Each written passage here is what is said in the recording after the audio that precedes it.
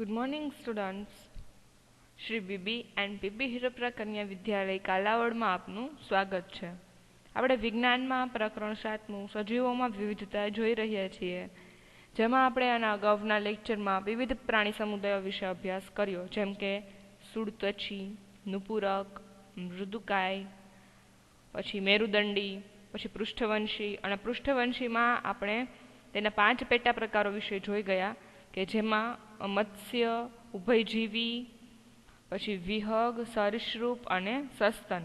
તે 5 પેટા પ્રકારોમાં તે વિભાજિત થાય છે, જેમાં આપણે એક મત્સ્ય વિશે અભ્યાસ કર્યો હતો. તો આ આપણે તેનાથી આગળ તેનો બીજો પેટા પ્રકાર એટલે કે ઉભયજીવીઓ સજીવો વિશે આપણે અભ્યાસ કરશું. તો ઉભયજીવી એટલે શું અને ઉભયજીવી વર્ગના લક્ષણો જણાવો. તો તેની વ્યાખ્યા છે કે ઉભયજીવી એટલે ડિંભાવસ્થા પાણીમાં અને પુખ્તાવસ્થામાં પાણી અને જમીન બંને જગ્યાએ રહી શકતા પ્રાણીઓ.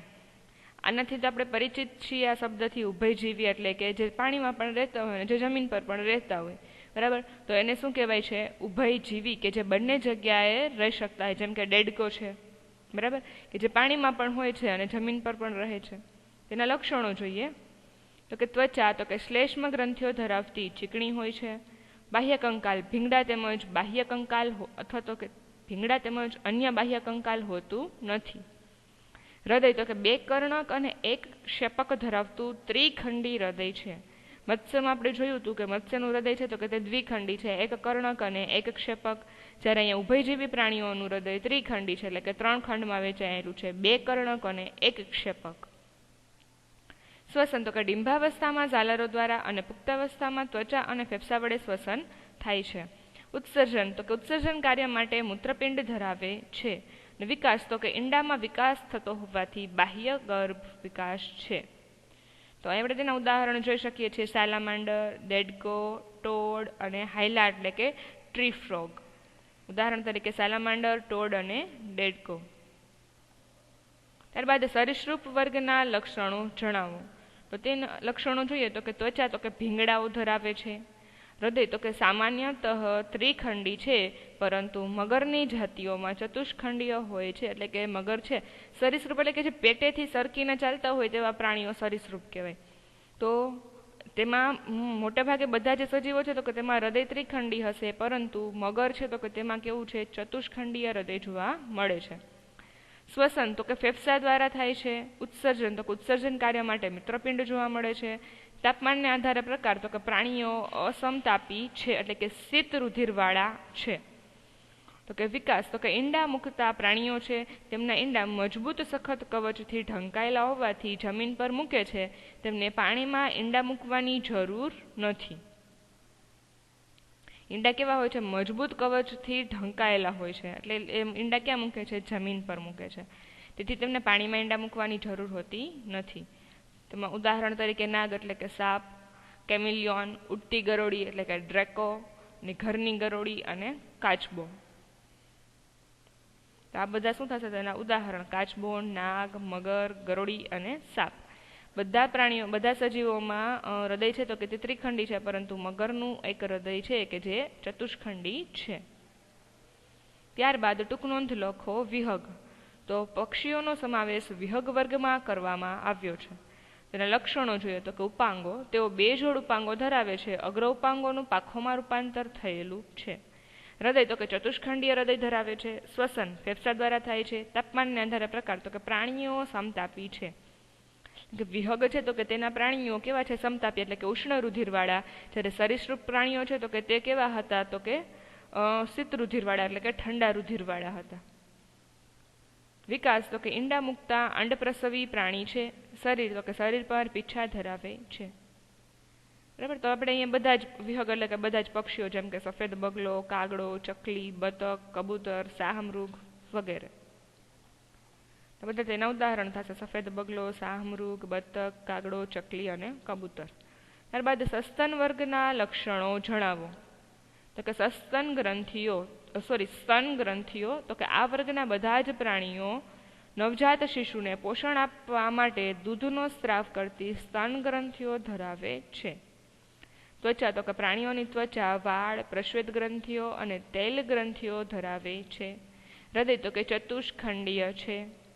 તાપમાનને આધારે પ્રકાર તો કે પ્રાણીઓ સમતાપી છે, એટલે કે કેવા છે? ઉષ્ણ રુધિરવાળા. એટલે કે વિહગ અને સસ્તન બંને વર્ગના પ્રાણીઓ છે તો કે તે કેવા હોય છે? સમતાપી ઉષ્ણ રુધિરવાળા હોય છે.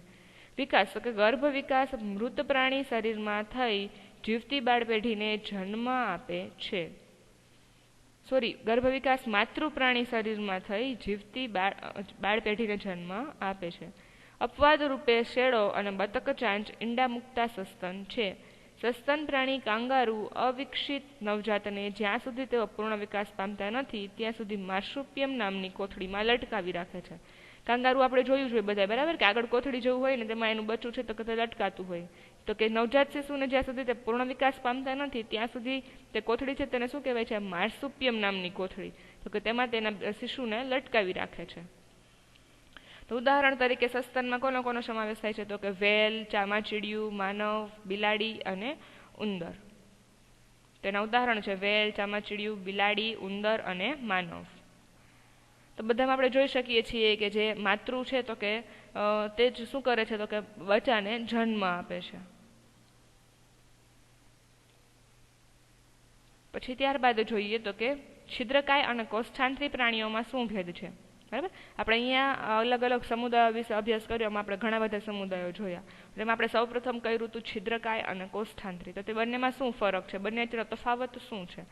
તો કે શરીર રચના અત્યંત સરળ છે છિદ્રકાયની, જ્યારે કોષ્ઠાંત્રીની શરીર રચના પેશીય સ્તરની હોય છે. છિદ્રકાય તો કે શરીરમાં અનેક છિદ્રો હોય છે અને કોષ્ઠાંત્રી તો કે શરીરમાં કોષ્ઠાંત્ર ગુહા હોય છે. પછી ત્યારબાદ નુપૂરક પ્રાણીઓ અને સંધિપાદ પ્રાણીઓ વચ્ચે શું ભિન્નતા છે? તો કે નુપૂરક પ્રાણીઓ તો કે શરીર અનેક ખંડો ધરાવતું હોય છે, જ્યારે સંધિપાદ પ્રાણીઓ શરીર ખંડમય હોય છે. સાંધાવાળા ઉપાંગો ધરાવતા નથી અને સાંધાવાળા ઉપાંગો ધરાવે છે. બંધ પ્રકારનું પરિવહન તંત્ર છે, જ્યારે સંધિપાદ છે તો કે તે ખુલ્લા પ્રકારનું પરિવહન તંત્ર છે. જ્યારે નુપૂરકના ઉદાહરણમાં આપણે જોયું હતું કે અળસિયું, રેતી કીડો અને જળો. જ્યારે સંધિપાદમાં આપણે જોયું હતું કે ઝીંગો, પતંગિયું, માખી, કરોડિયો, વીછી, કરચલો વગેરે. ત્યારબાદ ઉભયજીવી અને સરીસૃપનો ભેદ શું છે? તો કે ઉભયજીવી તો કે ત્વચા પર ભીંગડા નથી અને સરીસૃપ તો કે ત્વચા ભીંગડાઓથી આવૃત છે. ઉભયજીવી પાણીમાં ઈંડાનો વિકાસ થાય છે કેમ કે તે પાણી અને જમીન બંને પર રહે છે, જ્યારે સરીસૃપ તો કે તેઓ જમીન પર ઈંડા મૂકે છે, કારણ કે તેમના ઈંડા છે તો કે તે એકદમ બાહ્ય કવચથી મજબૂત હોય છે, મતલબ કે સખત મજબૂત કવચથી તેના ઈંડાનું ફરતે આવરણ આવેલું હોય છે, જેના કારણે તેઓ જમીન પર ઈંડા મૂકે છે. અને ઉભયજીવી તો કે હૃદય તેનું ત્રિખંડી હોય છે, જ્યારે સરીસૃપ એટલે કે હૃદય ત્રિખંડી હોય છે, પરંતુ મગરમાં કેવું હોય છે? ચતુષ્ખંડી હોય છે. તો ઉભયજીવી પ્રાણીઓમાં આપણે જોયું હતું કે દેડકો છે, સાલામાન્ડર છે, ટોળ વગેરે, જ્યારે સરીસૃપ પ્રાણીઓમાં કાચબો, કેમેલિયોન, સાપ, ગરોળી, મગરમચ્છ વગેરે. પછી પક્ષી વર્ગ અને સસ્તન વર્ગના પ્રાણીઓમાં શું ભિન્નતા છે? તો કે પક્ષી વર્ગ એટલે કે વિહગ વર્ગ અને સસ્તન વર્ગ તો કે શરીર તો કે પીછાનું બાહ્ય કંકાલ ધરાવે છે, જ્યારે સસ્તન વર્ગ તો કે શરીર પર વાળનું કંકાલ તેમજ ત્વચામાં પ્રશ્વેત ગ્રંથિઓ અને તૈલ ગ્રંથિઓ આવેલી છે. પક્ષી વર્ગ તો કે તેમાં સ્તન ગ્રંથિઓ નથી, જ્યારે સસ્તન વર્ગ તો કે આ પ્રાણીઓ નવજાત શિશુને પોષણ આપવા સ્તન ગ્રંથિઓ ધરાવે છે. પક્ષી વર્ગમાં તો કે અગ્ર ઉપાંગોનું પાંખમાં રૂપાંતર થયેલું છે અને સસ્તન વર્ગ તો કે અગ્ર ઉપાંગો વિવિધ કાર્ય માટે ઉપયોગમાં લેવામાં આવે છે. તો અહીંયા આ થોડાક તફાવત આપેલા છે, જેમાં પક્ષી વર્ગ એટલે કે વિહગ વર્ગમાં આપણે પક્ષીઓ જોયા હતા, ઉદાહરણ તરીકે સફેદ બગલો, બતક, શાહમૃગ, કબૂતર, ચકલી, કાગડો વગેરે. જ્યારે સસ્તનમાં આપણે જોયું હતું તો કે ઉંદર, બિલાડી, માનવ, ચામાચીડિયું, વેલ વગેરે. બરાબર, અહીંયા આપણું આ ચેપ્ટર પૂરું થાય છે. આપણે આ ચેપ્ટરમાંથી ફક્ત પ્રાણી સૃષ્ટિ અને વનસ્પતિ સૃષ્ટિ બંને વિશે જ અભ્યાસ કરવાનો હતો, તો તે આપણે અહીંયા થઈ ગયું છે. તો અહીંયા આપણે આ ચેપ્ટર હવે પૂર્ણ કરીએ છીએ. Thank you.